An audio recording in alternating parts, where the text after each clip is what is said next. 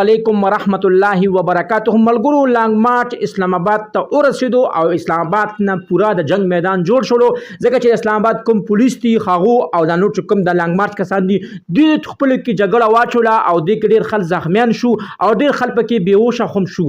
ملګرو که تاسو ځان د ټول تفصيلات نه پورا خبرول غواړئ نو که تاسو زمونږ چینل کې نوی وئ نو مهرباني وکړئ زمونږ د چینل مخه در سره سبسکرایب کړئ او خوا کې ور سره د ټلې بټن او وخی چې تاسو ته زمون خبر ډېر زر در رسی.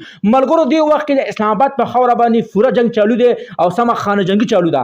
ملګرو په دې خبر جنگ چالو چې عمران خان د لانګ مارچ اعلان کړی دی او عمران خان په نن ورځ هغه دا ویل چې موږ نن اسلام آباد ته ځو.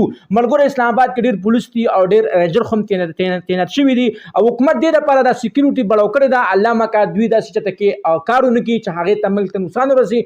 ملګرو هماغه کار وشو چې کوم د لانګ مارچ کسانو هغو سره هم ډنګونه په لاس کې دي او دې دوران کې هغو پولیس سره په جګړه باندې دي. ملګرو پولیس هم د خپل سیفټي او د خپل سکیورټي لپاره هغو هر څه هم استعمالولی شي. ملګرو پولیس والا شلنګ هم وکړو، د هغې نه باوجود پولیس والا لاټي هم چارج شوله.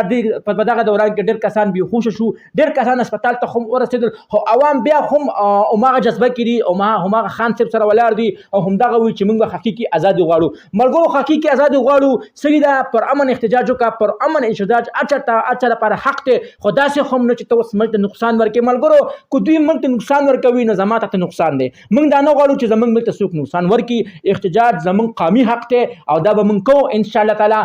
ټول له پکار چې احتجاج وکړي خو پر امن وکړي، داسې ونه کړي چې موږ ملک ته نقصان ورسي یا زموږ کوم سکیورټي اهلکار دي هغو ته نقصان ورسي. ملګرو چې دوی څومره لانګ مارچ سیوا کوي زموږ ملک ته ډېر غټ زور ورځي. ملګرو ما هو د هغه لانګ مارچ ورته دا حکم دی چې تاسو خپل احتجاج وکړئ، پر امن وکړئ، دغه مه جنګ جګړې مه کوئ، په سکیورټي فورس باندې حملې مه کوئ، ډنګونه پرې مه اچوئ، هم به تاسو وهلی شي ځکه چې هغو ته هم اډر دی. موږ نور دا نه غواړو چې پر اسلام آباد په خوره دي یا وینه توی شي یا د بېګناه وینه توی شي یا موږ کې څوک یا عوامو کې څوک ووژل شي یا حکومت کې څوک ووژل شي. نه ملګرو حکومت له پکار دی چې دې وخت کې داسې کسان علما کرام راولي چې هغو ورته مخې ته کښېني او عمران خان سره مذاکرات وکړي چې راشئ موږ سره مذاکرات ته کښېنئ.